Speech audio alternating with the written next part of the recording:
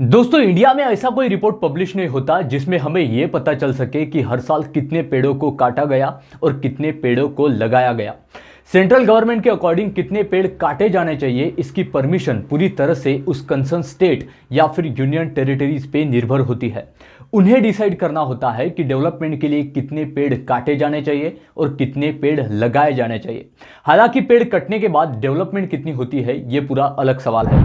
अब दोस्तों, गवर्नमेंट के अकॉर्डिंग पेड़ों को तभी काटा जाता है जब उसकी सख्त जरूरत हो और किसी पर्टिकुलर प्रोजेक्ट के लिए कम से कम पेड़ किस तरह से कटेंगे उस पर ध्यान दिया जाता है। लेकिन दोस्तों, आयरनी यह है कि हर साल ये जरूरत खत्म ही नहीं होती, उल्टा बढ़ती ही जा रही है। फरवरी 2020 की बात है, लोकसभा में पेड़ों को लेकर एक सवाल पूछा गया था और उसके रिप्लाई में हमारे ministry of forest, environment and climate change Babul Supriyo ने यह जवाब दिया था कि फाइनेंशियल ईयर 2016-17 के बीच 17 लाख से ज्यादा पेड़ों को काटा गया था। वही फाइनेंशियल ईयर 2018-19 में लगभग उसके डबल यानी 30 लाख पेड़ों को काटा गया था। और दोस्तों, ये तो सिर्फ ऑफिशियल डेटा है, अनऑफिशियल तो कितने काटे गए होंगे इसका तो कोई रिकॉर्ड ही नहीं है।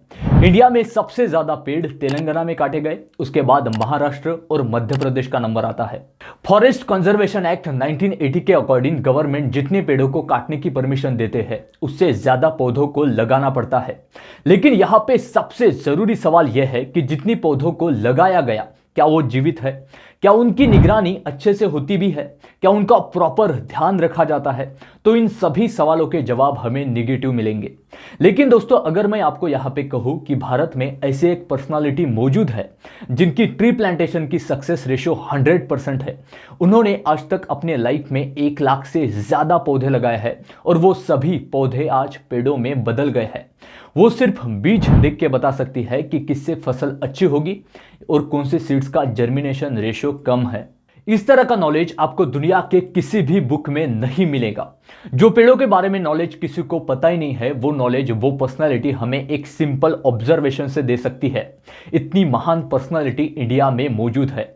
नमस्कार, मैं मोहित, आप सभी का स्वागत है इस प्लेटफॉर्म पर। दोस्तों, आज की इस वीडियो में हम द एनसाइक्लोपीडिया ऑफ फॉरेस्ट तुलसी गौड़ा के इनक्रेडिबल वर्क के बारे में जानेंगे। ಲೆಕ್ಕಿಲ್ಲ ಈಗ ಒಂದು 3 ಲಕ್ಷ ಗಿಡ ಐತಾವಲ್ಲ ಇಲ್ಲಿ ಇದು ಈಗ ಮಾಡೋದು ಮಳೆಗಾಲಕ್ಕೆ ಕಾಡು ತಾಕೋ ನೆಡೋದು ಅದು ನಂಗೆ ನೆಕ್ಕಕ್ಕೆ ಬರ ಈಗ ಕೋಟಿ ಲಕ್ಷ ಈ ನಮ್ದು ಎಷ್ಟು ಕೋಟಿ ಆಯ್ತಾವಲ್ಲ ಈಗ। कर्नाटक में होनाली नाम का एक छोटा सा विलेज है। वहां पे 1944 में तुलसी जी का जन्म हुआ। वो सिर्फ 2 साल की थी तभी उनके फादर की डेथ हो जाती है। उनके बाद घर की पूरी जिम्मेदारी माँ पर और उनके बहनों पर आ गई। घर चलाने के लिए वो सभी नर्सरी में काम करने जाते थे। तुलसी जी बहुत छोटी थी तभी से अपनी माँ के साथ नर्सरी जाती थी, इसलिए उनका एजुकेशन भी पूरा नहीं हो पाया। उन्हें ठीक से पढ़ना भी नहीं आता है, लेकिन फिर भी बचपन में नर्सरी जाकर पेड़ों की देखभाल करने की उनकी जो आदत थी, उसी आदत की वजह से उन्हें पेड़ों को ऑब्जर्व करने की क्षमता मिल गई थी। उनके जो कलीग है येलप्पा रेड्डी सर, उनके अकॉर्डिंग तुलसी गौड़ा जी के हाथों में वो जादू है कि वो किसी भी पेड़ को फिर से हरा भरा कर सकते हैं। एक बार क्या हुआ, जो फॉरेस्ट डिपार्टमेंट के ऑफिसर्स थे उन्हें ग्राफ्टिंग के जरिए कुछ पौधे लगाने थे। अब दोस्तों, ग्राफ्टिंग में सिंपली होता क्या है, किसी दूसरे प्लांट का एक पार्ट, फॉर एग्जांपल बर्ड, किसी दूसरे प्लांट में इस तरह से फंसाया जाता है कि वो साथ में एक सिंगल प्लांट की तरह ग्रो हो जाए। अब ग्राफ्टिंग में जो पेरेंट ट्री रहता है उसे स्टॉक कहा जाता है और दूसरे पार्ट को सियोन कहा जाता है। अब सियोन को स्टॉक में फंसा के एक कपड़े से व्रैप कर दिया जाता है। अब नॉर्मली जब हम ग्राफ्टिंग घर के पेड़ों पर करते हैं तो ज्यादातर बार सक्सेस रेशियो 100% रहता है, क्योंकि अगर कंडीशन आइडियल हो तो रिजल्ट 100% आता है। लेकिन आप इमेजिन कीजिए, एक वेस्टलैंड एरिया है जहां पे कुछ भी आइडियल नहीं है। वहां पे अगर ग्राफ्टिंग से पेड़ों को लगाया जाए तो सक्सेस रेशियो क्या होगा? ऑब्वियसली 10% से कम ही होगा।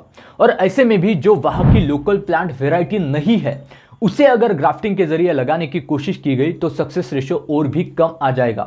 और ऐसा ही कुछ हुआ कर्नाटक में।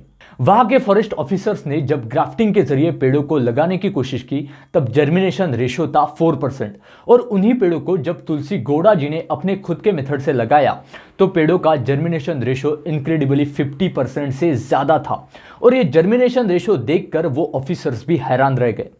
तुलसी जी ने लगभग 35 सालों तक as a daily wage worker nursery में काम किया और बाद में जब ऑफिसर्स ने उनके काम को रिकॉग्नाइज किया, उनके पेड़ों के बारे में ट्रेडिशनल नॉलेज को परखा, तब जाके उन्हें डिपार्टमेंट में एक परमानेंट पोजीशन ऑफर की गई और फिर उसी पोजीशन पे उन्होंने लगभग 15 सालों तक काम किया जब तक वो रिटायर नहीं हो जाती।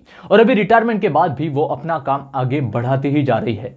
कर्नाटक में जो हालाकी ट्राइब्स है वो तुलसी गौड़ा को ट्री गॉडेस के नाम से जानते हैं और इंडिया के सभी एनवायरमेंटलिस्ट उन्हें एनसाइक्लोपीडिया ऑफ फॉरेस्ट के नाम से जानते हैं। तो दोस्तों, सबसे बड़ा सवाल यहाँ पे यह है कि लोगों ने आखिर इन्हें इतना बड़ा स्थान क्यों दिया है। तो अगर आपको कहा जाए कि ये एक बहुत बड़ा पुराना पेड़ है, इसके जैसा दूसरा पेड़ बनाना है, तो आप कहोगे ये तो इम्पॉसिबल है, ये तो हो ही नहीं सकता। लेकिन तुलसी जी को पता है कि उस पेड़ के कौन से जर्मिनेटिंग हिस्से को कौन से सीजन में किस कंडीशन में लगाना है ताकि वो पूरा पेड़ तैयार हो सके। दोस्तों, ये ऐसी इंफॉर्मेशन है जो किसी भी बुक में आपको नहीं मिलेगी, इसलिए उन्हें ट्री गॉडेस कहा जाता है। तुलसी जी ने आज तक 1 लाख से ज्यादा पेड़ लगाए हैं। उनकी मेथड पूरी तरह से अलग है। उनके नॉलेज को किसी ने कहीं लिखकर भी नहीं रखा है क्योंकि वो उसे अच्छे से इंटरप्रेट ही नहीं कर पाती। उनके इसी काम को रिकॉग्नाइज करने के लिए उन्हें कई अवार्ड से नवाजा गया है। इंदिरा प्रियदर्शनी वृक्षमित्र अवार्ड, राज्योत्सव अवार्ड, ऐसे कई सम्मान उन्हें मिले हैं। अभी 2020 में उन्हें इंडिया का 4th highest civilian award Padmashri से भी नवाजा गया है। श्रीमती तुलसी गौड़ा, समाज सेवा, पर्यावरण।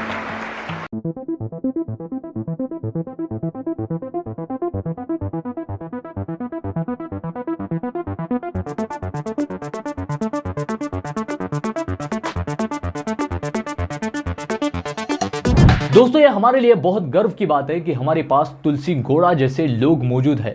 लेकिन साथ ही साथ ये भी सोचने वाली बात है कि क्या हम सच में इन्वायरमेंट को बचाने के लिए जितना हो सके उतना प्रयास कर रहे हैं।